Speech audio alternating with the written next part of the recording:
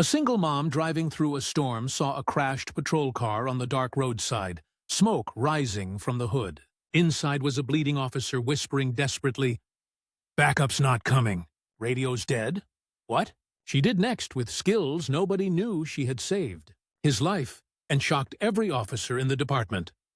Rain hammered Sarah, Mitchell's windshield as she drove home from her late nursing shift. Her 8-year-old daughter Emma, asleep in the back seat.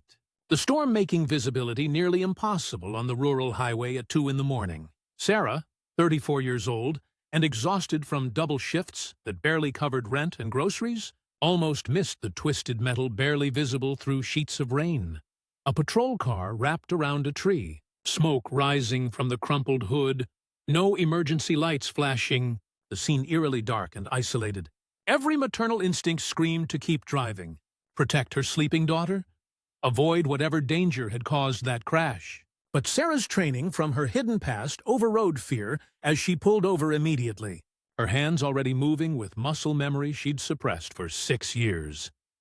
Sarah jumped from her truck into the pounding rain, running to the destroyed patrol car where Officer David Chen slumped against the deployed airbag, blood streaming from a deep gash across his chest.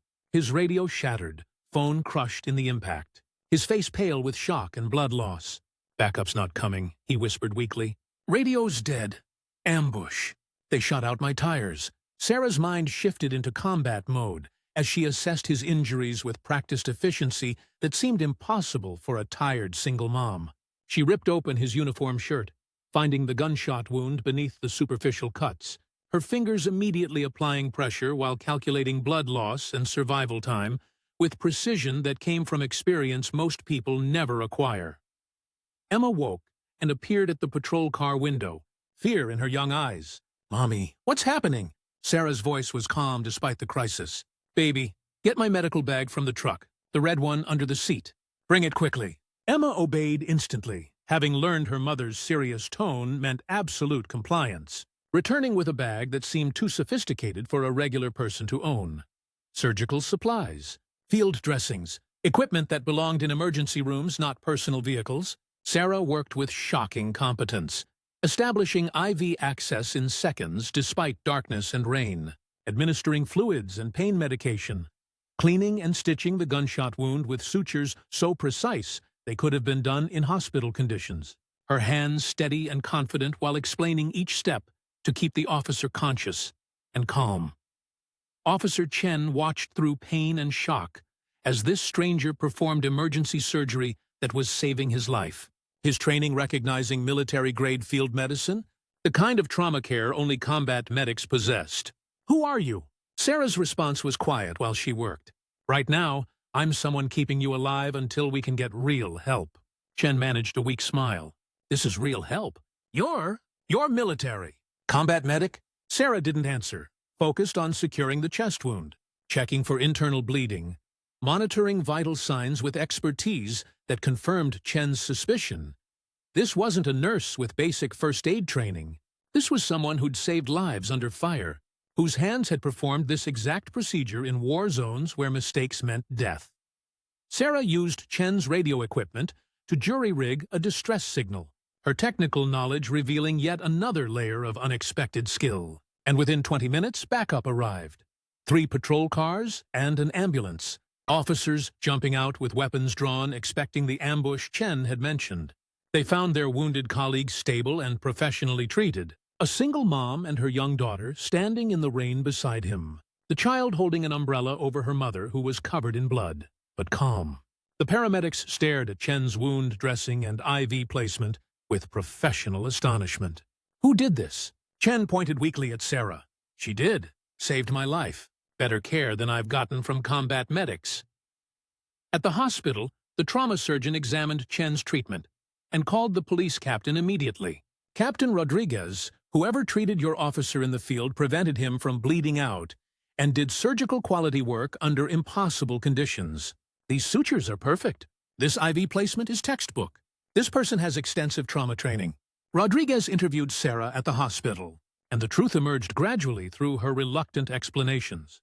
She'd been Army combat medic for 8 years, 3 deployments to Afghanistan and Iraq, decorated for saving 17 lives under direct fire, eventually reaching rank of sergeant before medical discharge after being wounded protecting her unit. She'd returned home pregnant and alone after her partner abandoned her, PTSD making hospital work impossible.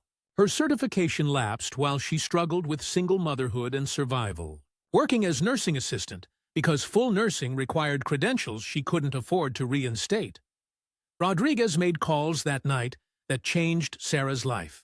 By morning, the police department had voted unanimously to fund her complete nursing recertification, cover all costs for her to regain her trauma credentials, and offer her a position as the department's first civilian emergency medical specialist once certified. The officers who'd served military recognized one of their own and understood that Sarah's skills were too valuable to waste on exhaustion and poverty. Chen, recovering in his hospital bed, insisted on meeting Emma personally.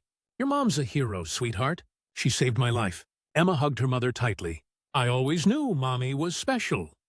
The story spread through law enforcement and veteran communities, Sarah's selfless action on a dangerous roadside becoming symbol of the quiet heroes living ordinary lives while carrying extraordinary skills and courage. Media coverage brought unexpected consequences. Sarah's old Army unit reached out, brothers and sisters she'd saved offering support and connection she'd been missing.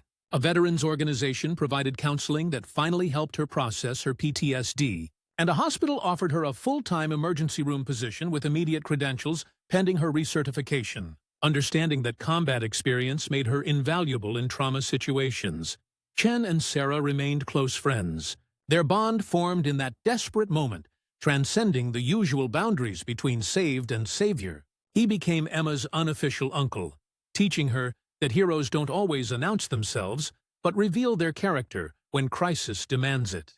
That the tired single mom driving home from work might be the decorated combat veteran who saves your life, and that the people we overlook might possess the exact skills needed when everything goes wrong. Sarah eventually became the emergency department's trauma coordinator, her combat experience making her exceptionally effective at managing critical situations, proving that the service members who return from war carry skills and courage that continue serving their communities if we're wise enough to recognize their value, support their struggles, and create opportunities for them to use what they've learned, showing that heroism doesn't end with military service, but continues in quiet acts by ordinary people who step forward when someone desperately needs saving, asking nothing in return except the knowledge that they made difference when it mattered most.